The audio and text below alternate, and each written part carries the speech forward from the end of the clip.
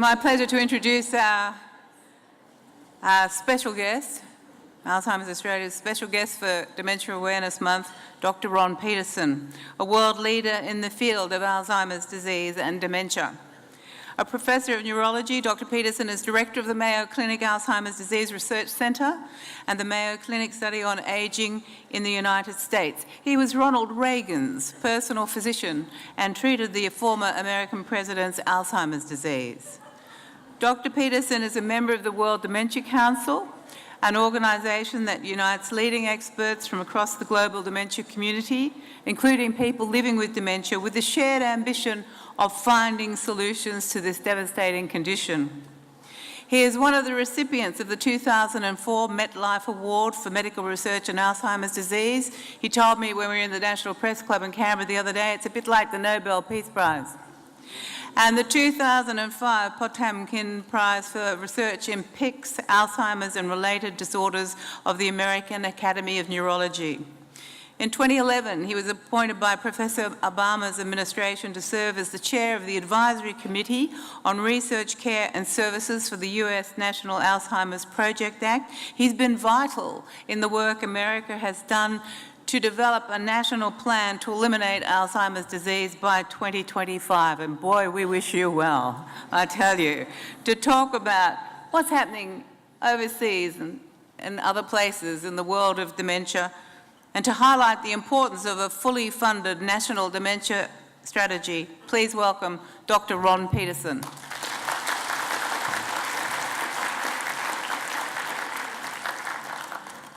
so much. Appreciate that.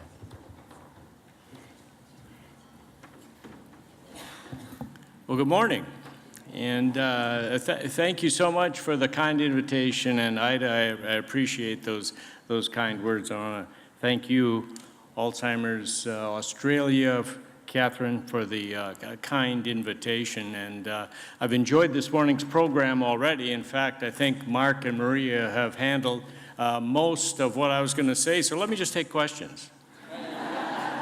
Catherine sitting there. We brought you all the way over here for this? Not really. So, now what I'd like to do this morning is several things. One is Ida mentioned the national plan to address Alzheimer's disease in the United States.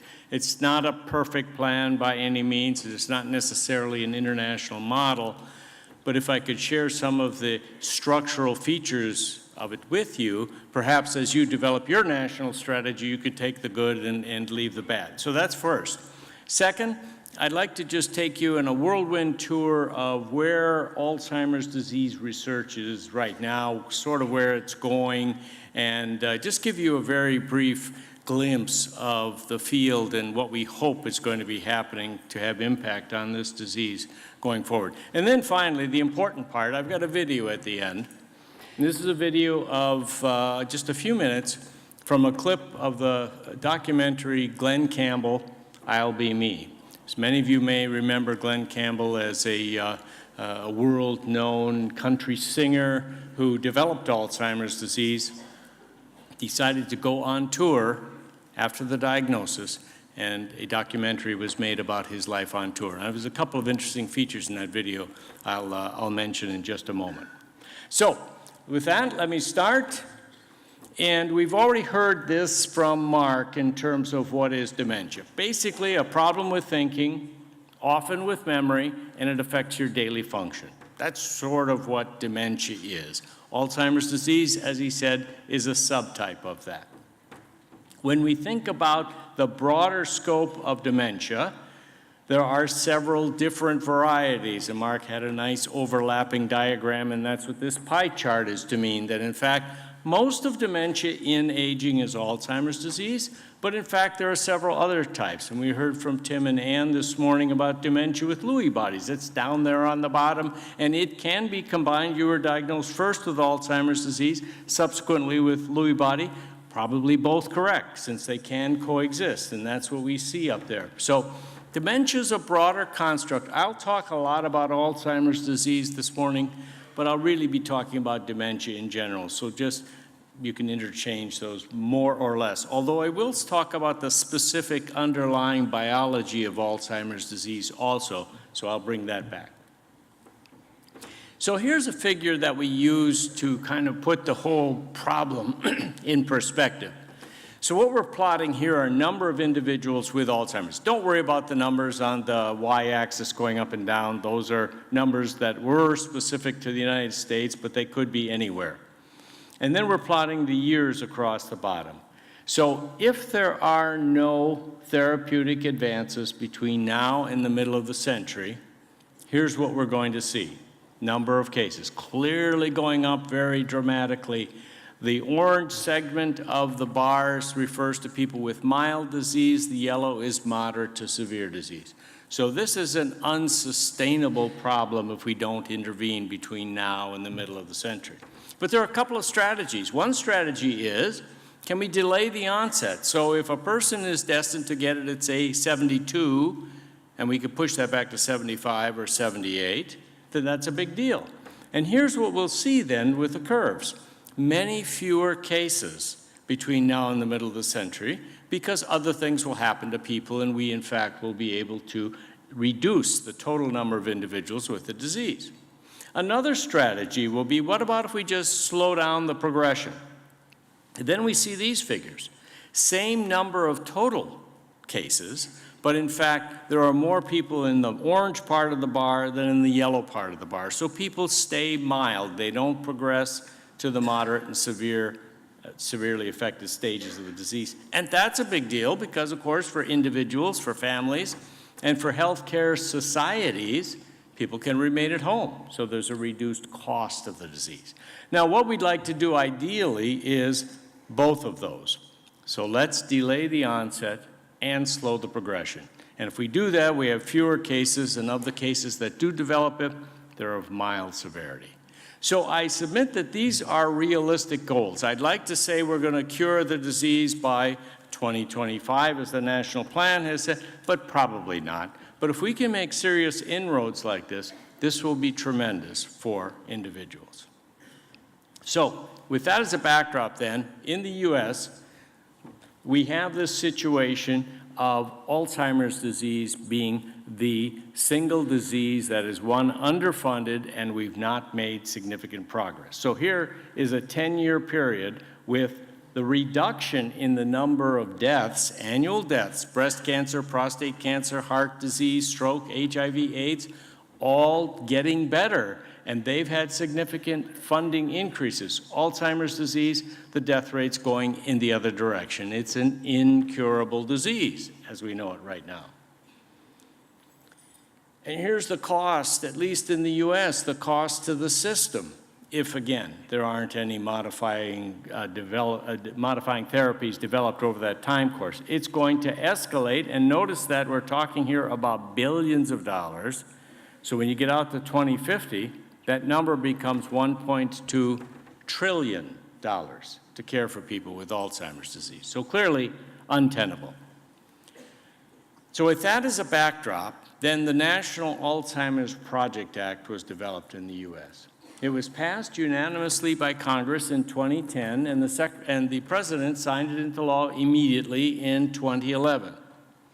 As part of that law, there was the Advisory Council impaneled to advise the Secretary of Health and Human Services how to develop the plan and how to revise it. The first national plan then was published in 2012, and the law required that the plan be updated annually. It has been updated annually each year. Just a few months ago, part of the Advisory Council turned over because that's what the law recommends. I will be leaving the council in 2017, and then we just had the 2016 version of the plan published. So each year the plan is looked at, what progress have we made, what needs to be done, and revisions are made accordingly.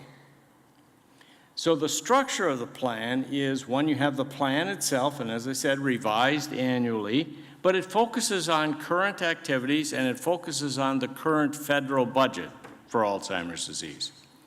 But the law also said to the Advisory Council that you can make recommendations, and your recommendations are not bound by any constraints of the federal government. So regardless of the budget, you can say whatever you want, and these recommendations go directly to the Secretary and directly to Congress. So we can say to Congress, you passed this law several years ago, here's what we recommend. Now, are you going to do it? Are you going to fund it? Are you going to take the next step? So this has been very, very helpful for us and for groups like Alzheimer's Australia, if this were to be done here, since you as advocates can go back to your parliament and say, you passed the law, you understand the problem, here's what we recommend to deal with it over the next several years.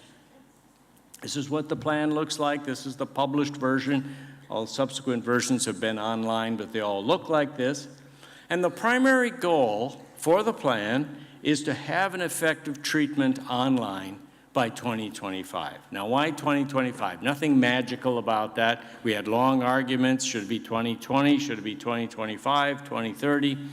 And the reality came to play that, 2025 was sort of a reasonable goal. The scientific community said, yeah, it's 9, 10 years away, but I think we can make some progress in the disease.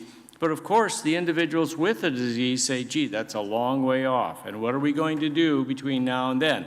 So we haven't forgotten people with the disease already, but this was the compromise of 2025.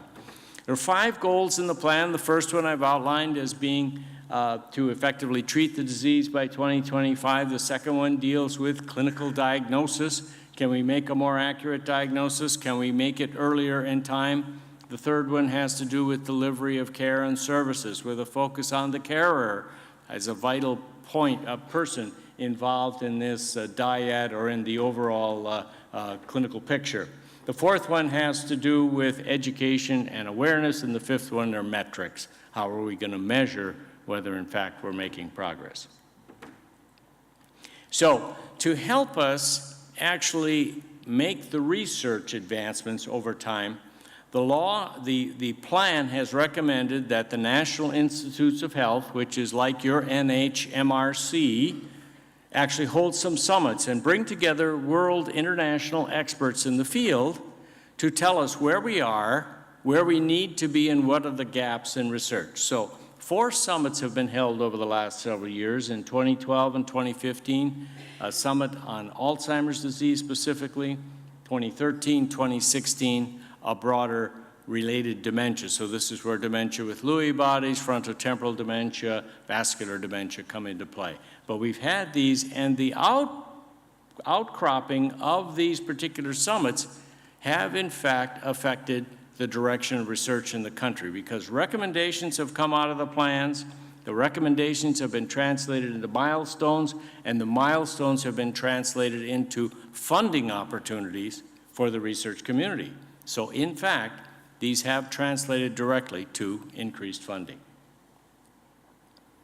Now, the plan sounds good. It gets a lot of support certainly from the advocates out there, but has it made a difference thus far in the U.S.? Have we seen any change? Well, here is the funding picture in the United States for Alzheimer's related dementias research. You can see there in 2011, when the plan began, the budget was about $448 million.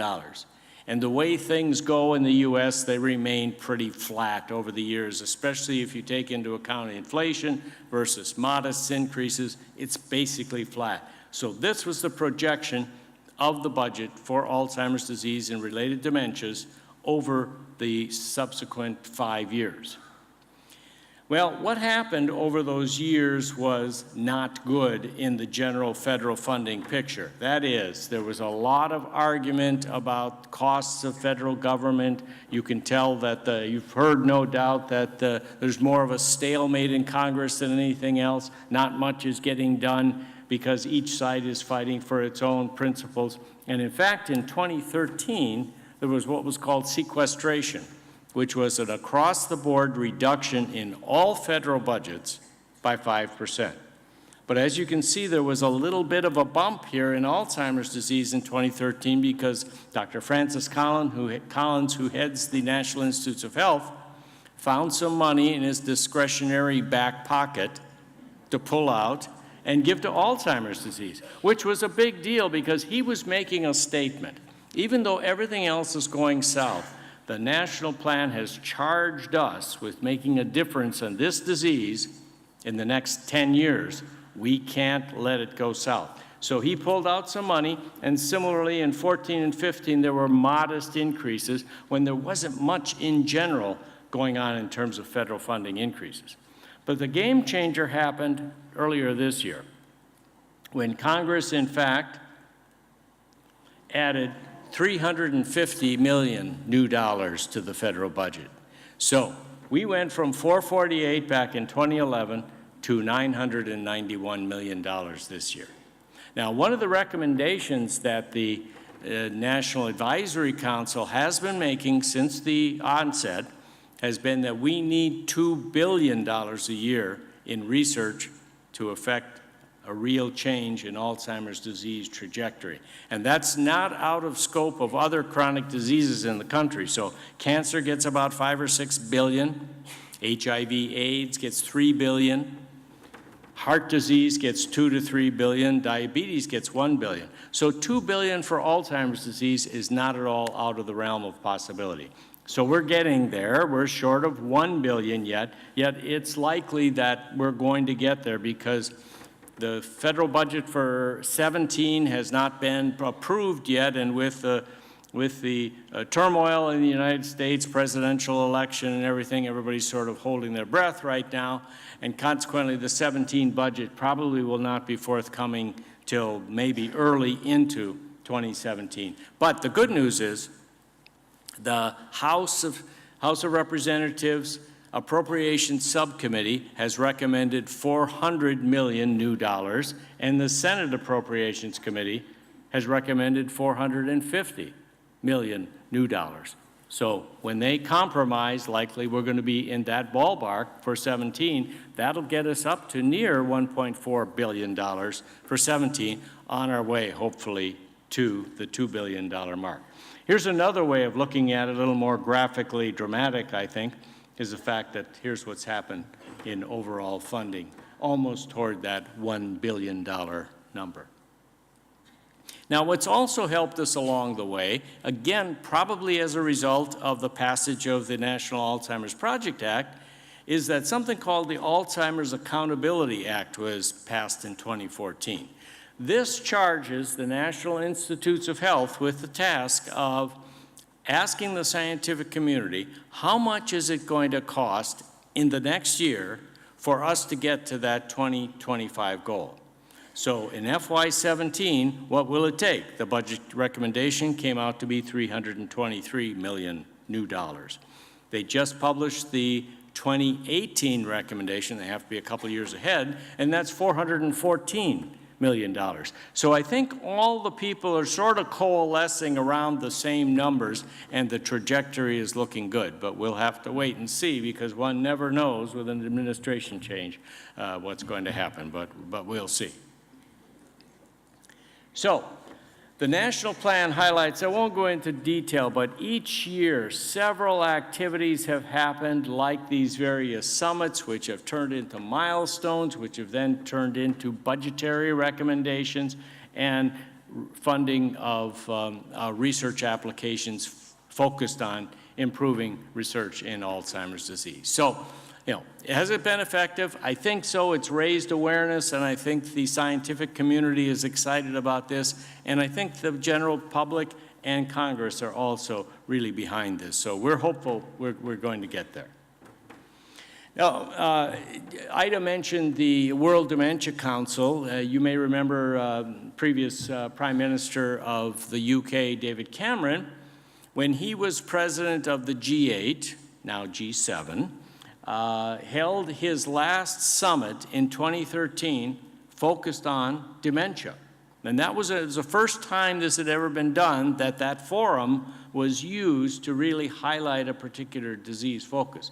And as an outcropping of that, Prime Minister Cameron appointed the World Dementia Council to carry on the recommendations that came out of that summit in 2013.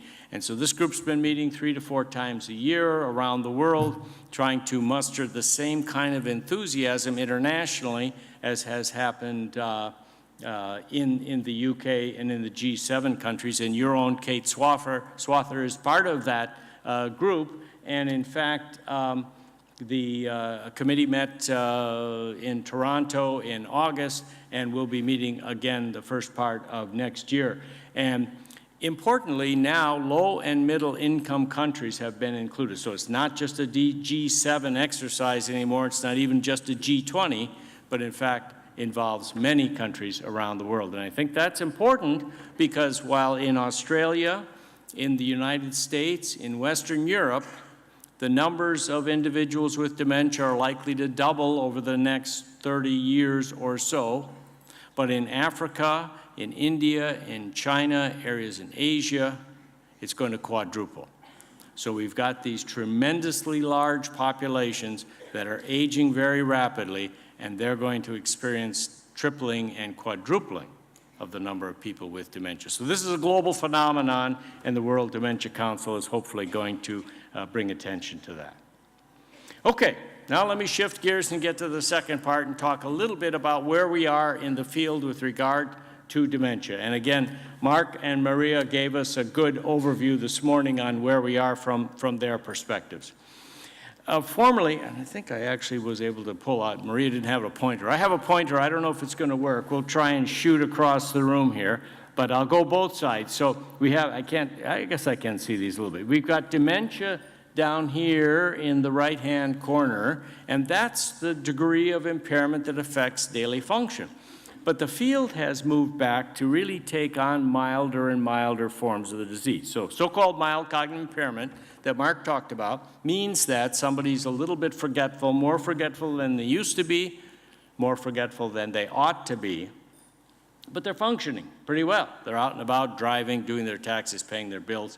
To the casual observer, really does not look impaired. But they are on the road because they have an increased risk of developing dementia over the next several years. And then we have normal people in the upper left there. So, Alzheimer's disease, as we've heard, it's a plaque and tangle disease. The plaques are made of this amyloid protein. The tangles are made out of this tau protein. I'll come back to this because some of the newer techniques now have helped us image these proteins in the brains of living people. So the million-dollar question is, can we predict who's going to develop the disease down the road? Why? Because as we develop therapeutic interventions, as we develop antibodies or vaccines or drugs, the sooner we intervene, the better. So it's very important for us to predict who's going to develop the disease in the future. We saw a little bit of this from Mark already. These are the plaques, the neuritic plaques. So the reddish-brown thumbprints there are the amyloid deposits in the brain. Here's a close-up. The black in the middle is the dense amyloid protein, and the reddish stuff around the outside are dying nerve cells in that part of the brain. That's one hallmark. Here's the other hallmark. The black flame-shaped item is a tangle. This is a neurofibrillary tangle inside an individual nerve cell. And here on this picture of the brain, we can see, 4, 5, 6 of these. And if these are in the memory part of the brain, the hippocampus, odds are the person's going to be forgetful. So we can now picture this in the brain. And we saw a curve like this a little bit earlier this morning. This was from my colleague, Dr. Clifford Jack at the Mayo Clinic, who came up with this model of the temporal sequence of events that play out as Alzheimer's disease develops in the brain. So here we're plotting normal on the bottom to abnormal on the top, and then we're plotting time along the x-axis. So presumably this amyloid protein, this plaque protein, gets laid down early. Then we see the tau protein, the tangle protein developing. Then we see structural changes in the brain. The brain starts to shrink, and we can pick that up on MRI. But only after all of these events have occurred do we start to see clinical changes. Now the person gets forgetful, and now they are impaired with function.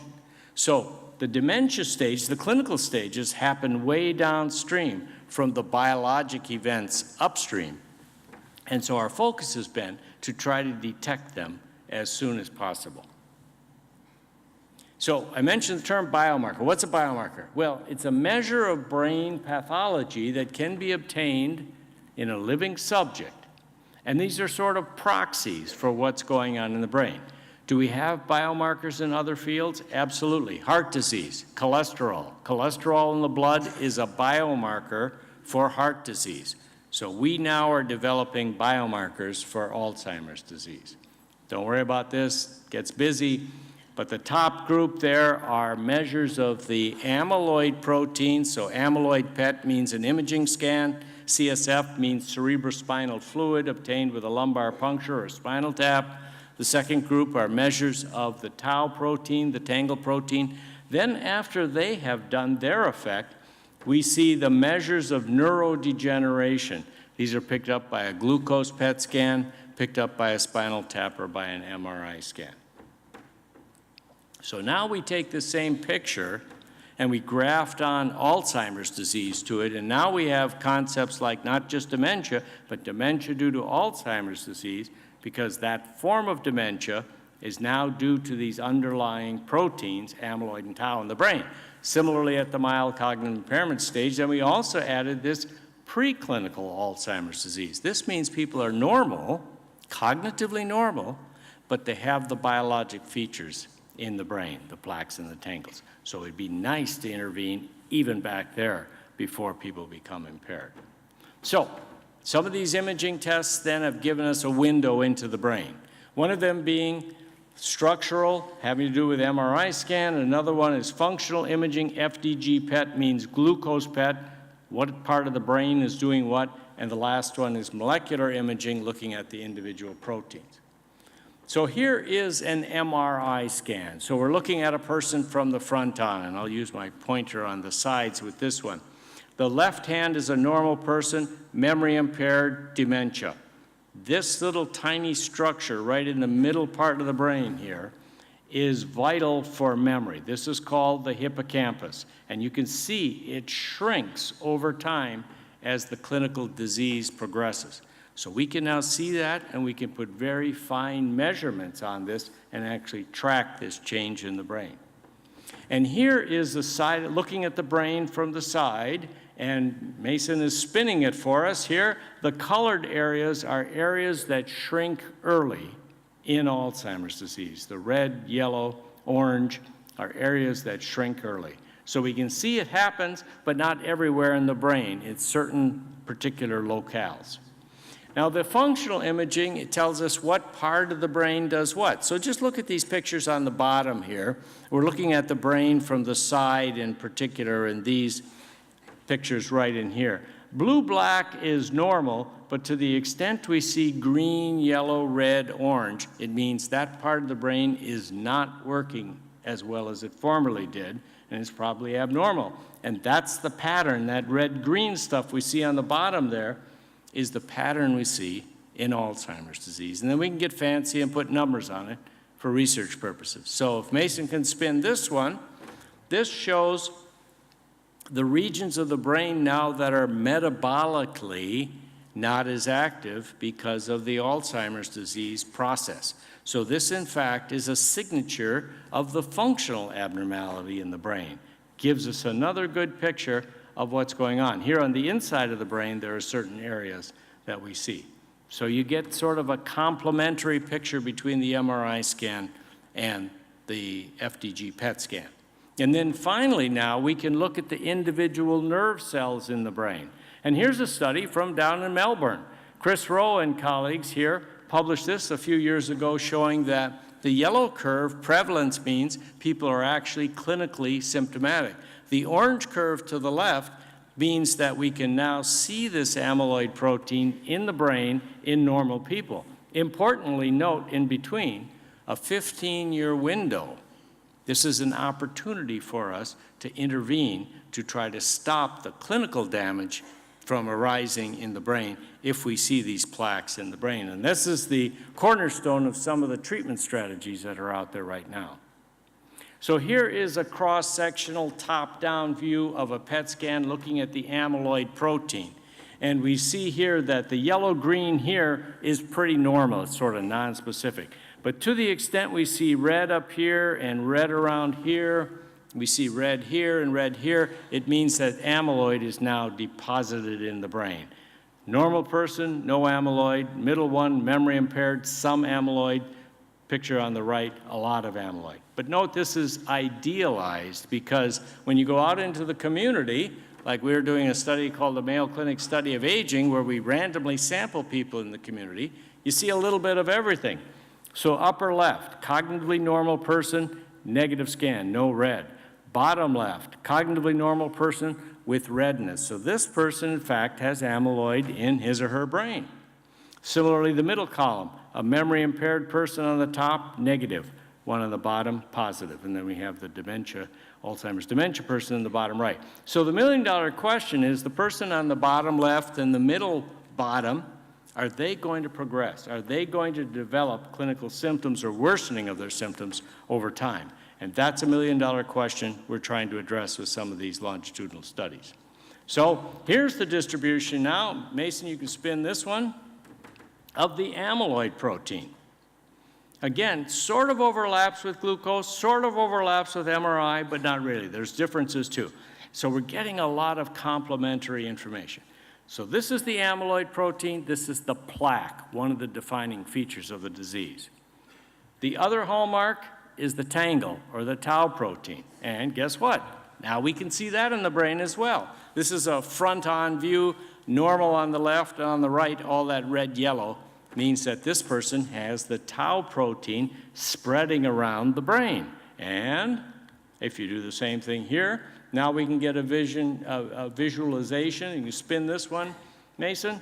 This will tell us where the tau protein is deposited in the brain.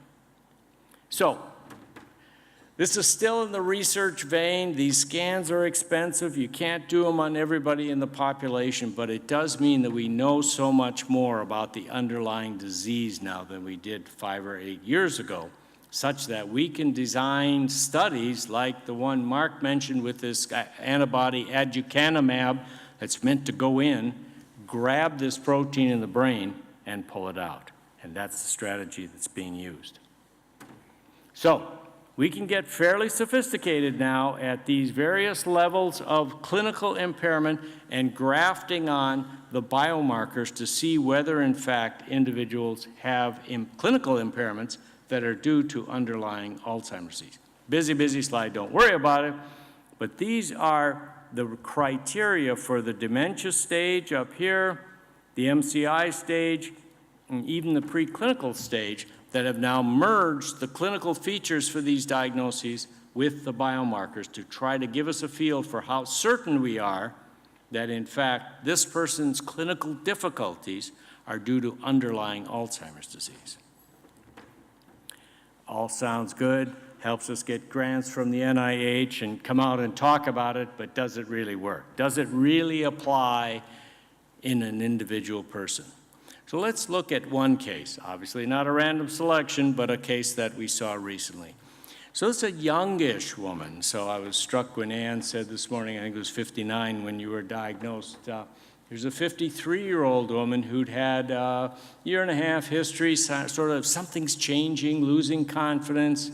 Her husband was offered a job at another university. She didn't want to move, can't think as well. Daughters were saying, gee, mom's not the same. Mom's looking more forgetful, a little more confused. But otherwise, she was still functioning pretty well. The top line here worries me a lot, okay? I see somebody like that comes into my office with a negative family history for dementia. The likelihood of this being Alzheimer's disease in a 53-year-old, virtually zero, okay? Probabilistically, virtually zero.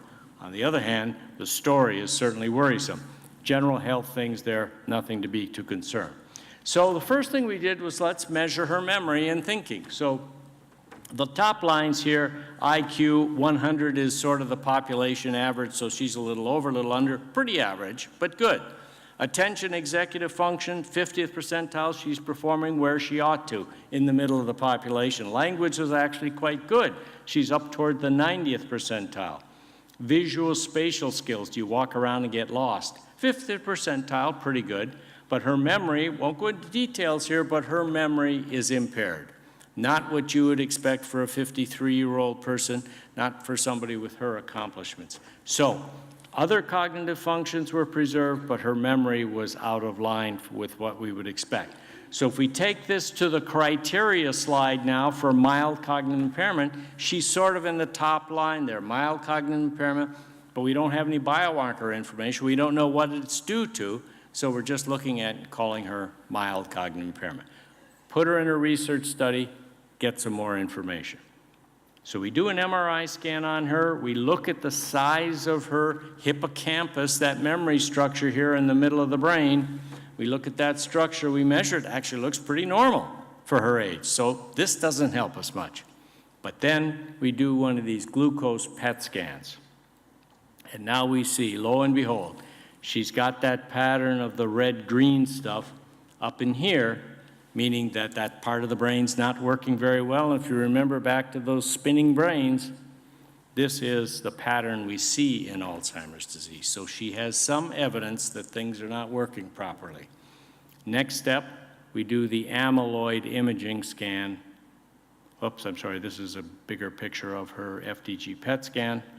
Here's her amyloid imaging scan, and unfortunately, it's got this redness. So she, in fact, at age 53, with just forgetfulness now, does in fact have the amyloid in the brain.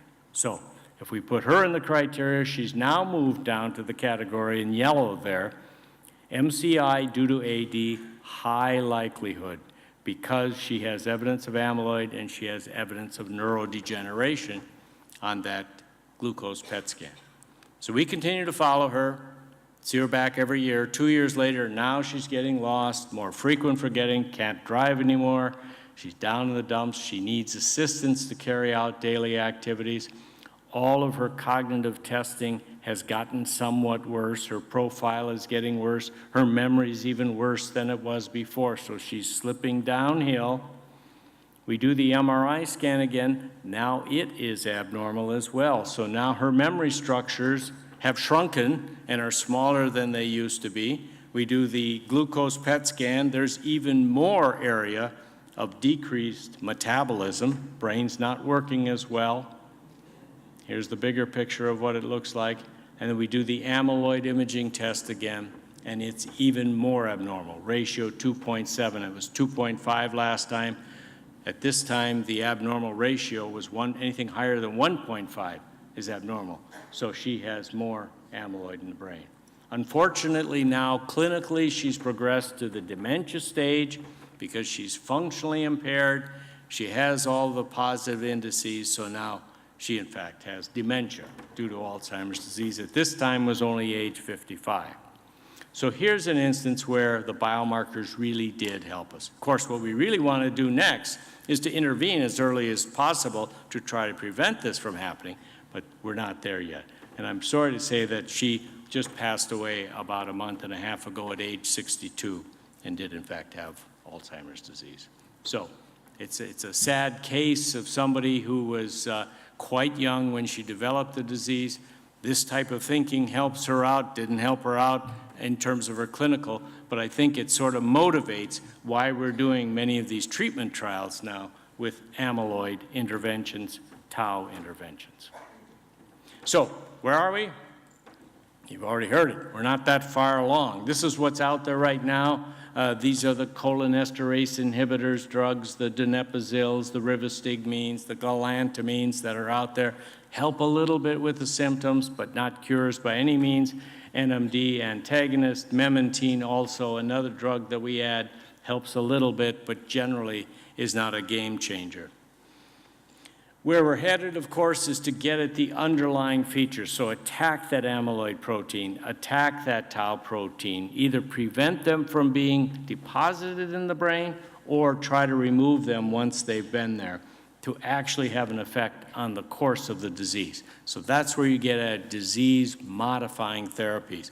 And the good news is that there are, anytime, probably 40, 50 trials out there worldwide looking at these various interventions, and some of these bigger ones now are coming to fruition. There'll be one to be read out later this year on a drug called solanezumab, which is another antibody meant to remove this amyloid protein from the brain.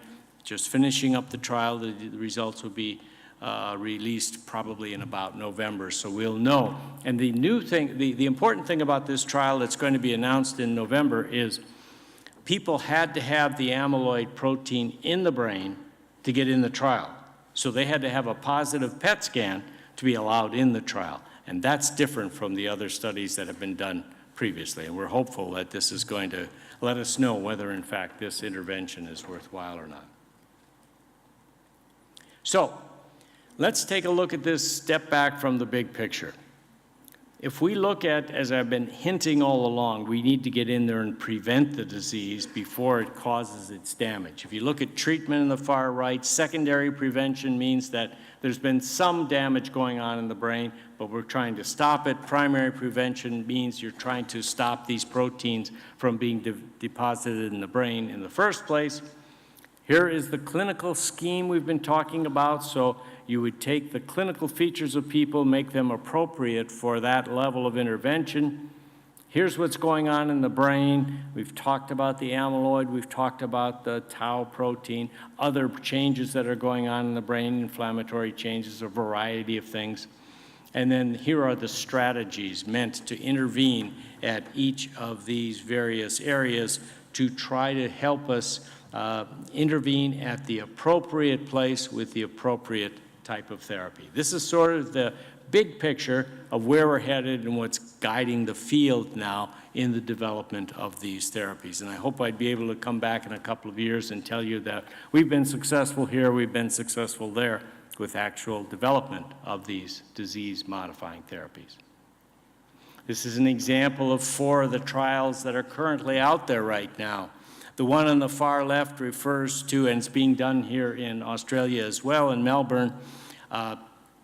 This is for an autosomal dominant, a truly genetic form of the disease. Very rare, maybe 1–2% of all the disease is truly inherited in an autosomal dominant fashion, but there are drug trials for those individuals. API refers to another genetic predisposition of people who have this particular type of protein. The A4 trial, the third one there, is interesting because this is in normal people. So individuals who are cognitively normal but have the amyloid protein in the brain, intervening with an antibody, actually the same one, the solanezumab, that's going to be discussed later this year, is being used in this particular trial. A4 is recruiting here in Australia, again, Melbourne. And the last one is SNF, which is an intranasal insulin trial. Since insulin is thought to be a factor in glucose utilization in the brain, and if you deliver it through the nose, it gets right up into the brain. You don't have to worry about blood-brain barrier and the like. And this is a treatment trial that has been positive thus far in small groups of people. Now there's one out in mild cognitive impairment and mild dementia stages. So treatments at all levels, different types of interventions, and we're just keeping our fingers crossed that one or more of these is going to be positive. Now, we heard a little bit about lifestyle modifications, and while exercise, I think Maria was honest, intellectually honest about this, but here's an example of a trial that actually was positive, done here in Perth, where individuals who were subjectively impaired with memory or had mild memory problems were told to exercise aerobically, and in fact, that study documented that moderate exercise, and again, ballpark figure, 150 minutes a week, and this we're talking about like brisk walking, okay, not marathoning, but brisk walking, 150 minutes a week actually resulted in improved cognitive function at 6 months, with some of the benefits maintained out to 18 months. So at least there's some help out there. There's some suggestion. Maria was quite right. The data are plus and minus, but here's an instance of a study that actually was quite positive. So where are we? Let me wrap up by saying, if you look at the clinical spectrum of what we've been talking about, normal cognition, mild cognitive impairment, dementia, what is causing those degrees of impairment in aging? Well, there's amyloid. A beta there means the amyloid protein is part of it. We have the tau protein, the tangle protein. This is what we would call Alzheimer's disease. These are the components of the total picture that constitute Alzheimer's disease. But, in fact, what we know is it's bigger than that. We have alpha-synuclein. This is what's involved in Lewy body diseases. Alpha-synuclein is a protein. There's another protein called TDP43, which occurs in a lot of elderly folks with memory impairment. There's vascular disease, of course, so small blood vessels close off, large blood vessels close off, and then I'm sure there are other factors that we haven't even discovered yet. The point being that the most common set of pathologies, if someone, say, is age 78, passes away with some degree of cognitive impairment, you can bet they're going to have multiple pathologies going on, not just a single one. Why is that important? Because the field is moving now, taking this structure and trying to develop the biomarkers for each of those components. We've talked about the biomarkers for amyloid, the biomarkers for tau. I didn't say much about vascular disease, but MRI is pretty good with that. And we can now see that there are biomarkers being developed for alpha-synuclein, TDP43, and the like. So is that where we're going to stop? No, not at all, because we'd like to develop therapies for each of those pathologic entities. And so at the end of the day, beyond my time, but down the road, how are we going to treat people with degrees of cognitive impairment, some of which is Alzheimer's disease, some called more broadly dementia, is going to be combination therapy. So we're going to have, you have 30% of an amyloid component and a 40% of an alpha-synuclein component. We're going to give you the amyloid drug, the alpha-synuclein drug. Do we do that elsewhere? Absolutely. We do it in cancer, combination therapies. We do it in HIV/AIDS, uses combination therapies. Even hypertension, high blood pressure, is treated with a bunch of drugs that have a different variety of mechanisms, blood vessels, heart, kidneys, et cetera. So the trend is there. I think this is where we're going to be. We've got a lot of work to do yet, but I think the fact that we're developing these biomarkers and we're able to understand their role and try to measure them will help us in developing these therapies. So, I think we can diagnose the disease pretty well. This is a biased talk, of course. I'm a clinician, so I like to think that we're farther ahead on the clinical side. Not sure that's the case.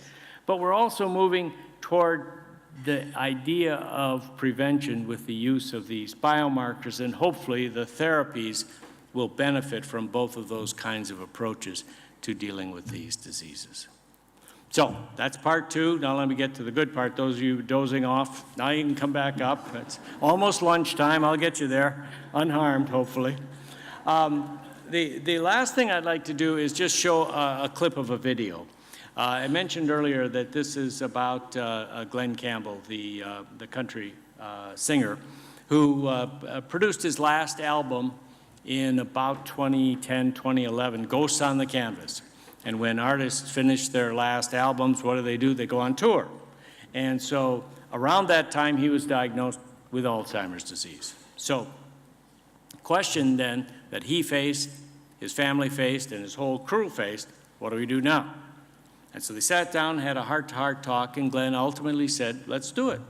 Let's go on tour. You know, everybody's holding their breath, keeping their fingers crossed, because anything could happen. And in fact, they decided to go on tour. So when they decided to go on tour, they talked to a couple of filmmakers in Los Angeles who had done major feature films. James Keach and Trevor Albert were two guys who had done Groundhog Day, for example, was one of their award-winning, Oscar-winning films.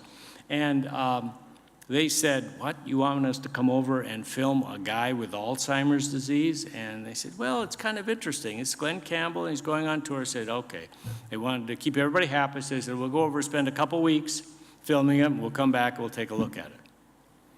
2.5 years later, they're still filming, because they saw that Glenn was so intriguing and the situation was so awe-inspiring to them, and they said, we can make a difference in this field by actually trying to capture what he's going to do.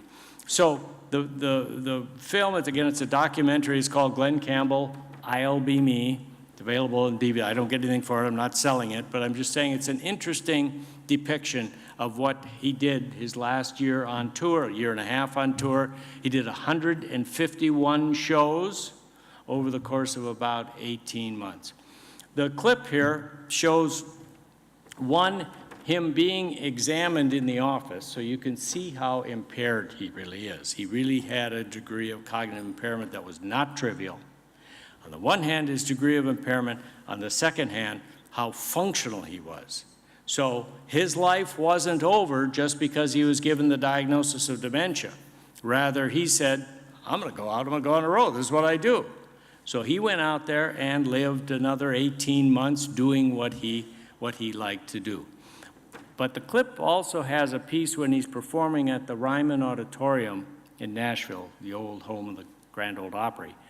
And the teleprompter, he has a teleprompter in front of him that has the lyrics of all of his songs, including those he's been doing for 40 years, 4 decades. He's been doing this forever, but now he needs the teleprompter for Gentle on My Mind.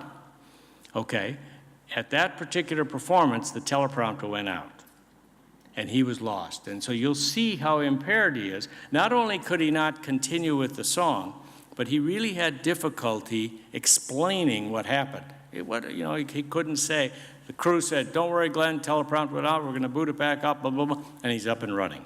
So that's one thing to notice, that one, you put him out there in a structured environment with support from his family, his band behind him. 3 of the band members were his adult children. They were watching him like a hawk during every performance, but he was able to do it. He was able to function at a fairly high level. So on the one hand, you have his severe memory problem. On the other hand, you have his musical ability, his ability to play the guitar. So at the end, you'll see how that goes. So Mason, could we cue that up? Donald Duck voice.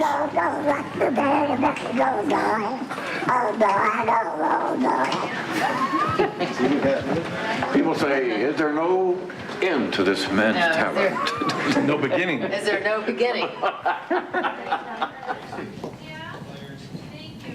You know what the date is today? The month, the day, and the year. What month do you think this is? What is it?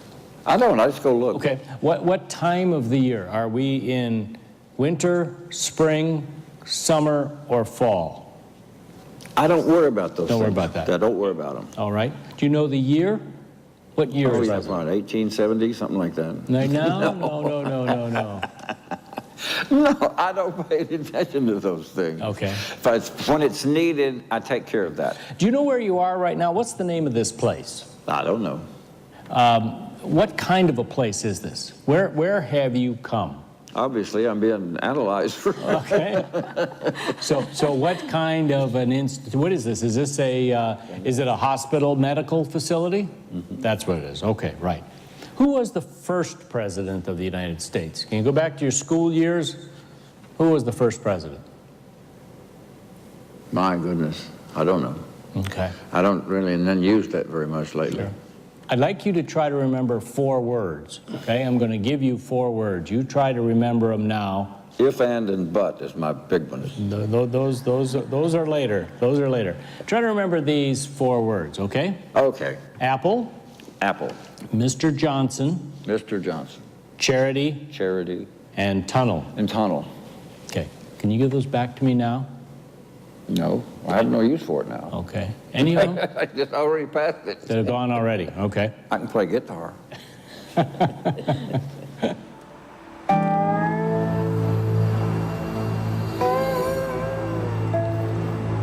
In a way, it's a blessing for his fans because we know that on down the line, we're not going to be able to go and see him and watch him perform. And so, now is our opportunity to get out and to be able to see, living legend.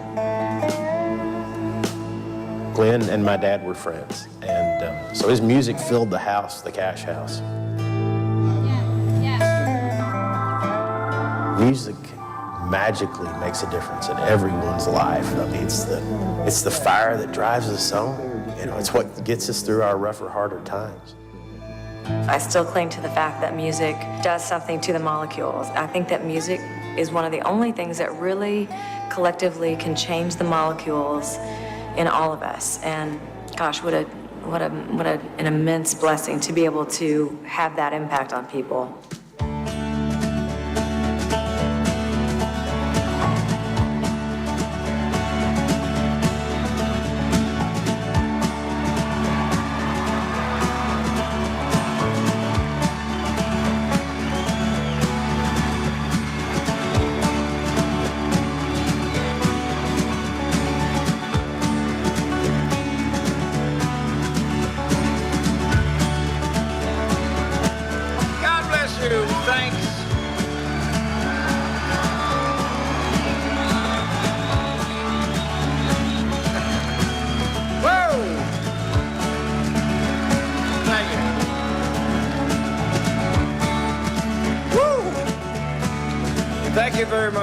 God bless.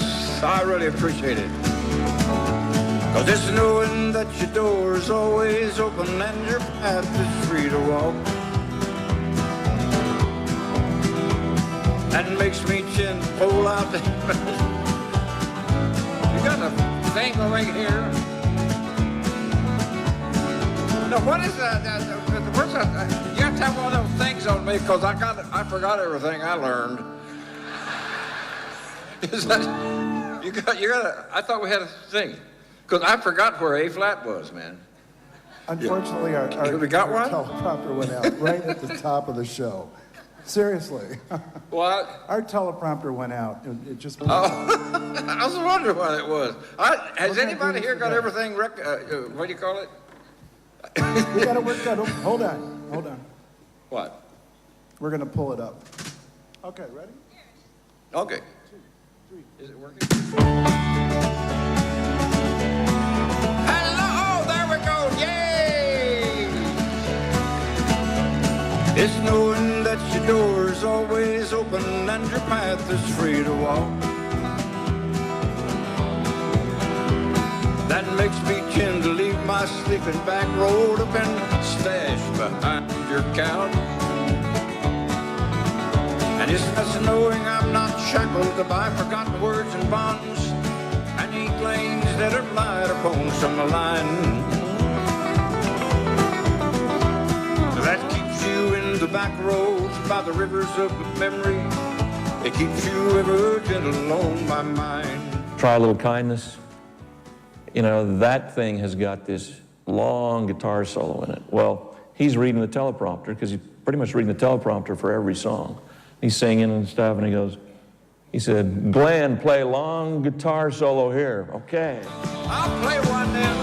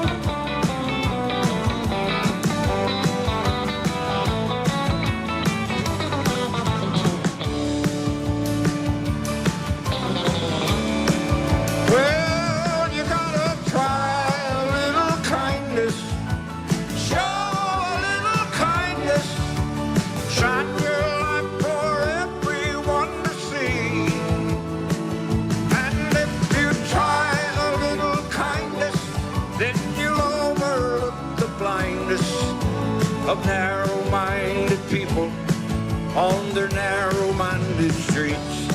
Pray for all the narrow-minded people on their narrow-minded streets. You're plugging into something, some group consciousness.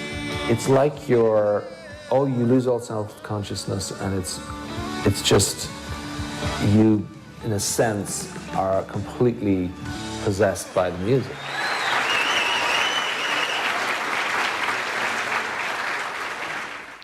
So I think probably, one of the most striking examples of dissociation, as we call it, between, memory, episodic memory on the one hand, and his motor skills. He was not apraxic for the guitar at that point in time. So, and I must say, I give him credit and the family credit for the brave. Everybody was holding their breath. There was, I mentioned the other day, I think in Canberra, that one of the stage managers, a fellow named Bill McClay, a nice guy, said he was worried to death when they were going out on tour that it was like people going to a NASCAR event to see the crashes. So the audience was going to come to see him fail, and he said, I couldn't have been farther from reality. He said the people loved him, and they didn't care if he did the song twice. They didn't care if he dropped a note here or there. They just wanted to see him. They supported him totally. So I give him credit. They were criticized. The family was criticized a bit because people were saying, gee, you're exploiting him with his Alzheimer's disease, and actually that was not the case at all. The kids, I mean, because they traveled across the country during that whole time in the tour bus, but they spent an extra 12 to 18 months with Dad doing what Dad had done for 4 or 5 decades before that, and they said it was the best time of their life. They'll never forget that year on tour with him. And and Kim, his wife, said, I think he remained relatively stable during that time frame. He declined toward the end, and you'll see that in the documentary. But in fact, he remained at a pretty high level of function for a long period of time. So it was an honor, again, to get to know him. So let me wrap up there. Again, I want to thank Catherine and Alzheimer's Australia, and I just want to thank Ida, too. I mean, we've been with you, 4 days this week or something. We're old buddies now, and we'd heard about you coming, and she is Australia. And the fact that Ida is the person who really puts herself out there for Alzheimer's Australia and for this cause. You're so fortunate. She's a true treasure for you. So thank you very much.